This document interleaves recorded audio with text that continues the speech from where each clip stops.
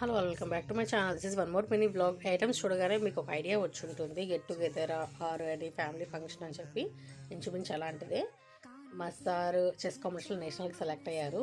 Party ఏంటి sir అని అడిగితే, ఎప్పుడు రెగ్యులర్గా ఎందుకమ్మా బిర్యానీస్ అవి ఆర్డర్ పెట్టుకోవటం, ఇట్లా చేద్దాము, డిఫరెంట్గా ట్రై చేద్దాం అని చెప్పారన్నారు. మీరు కుక్ చేస్తారంటే ఓకే సార్ అని మనం ఆగుతామా, మనం ఎప్పుడు డ్యూటీ ఎగ్గొడదామని చూస్తుంటాం కదా.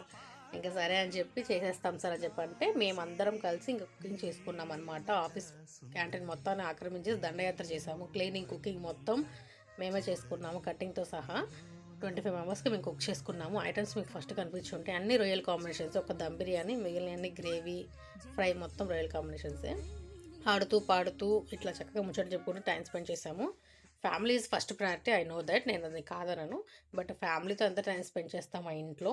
ఆఫీస్లో కూడా సేమ్ టైం మనం స్పెండ్ చేస్తాము. There is no difference in that.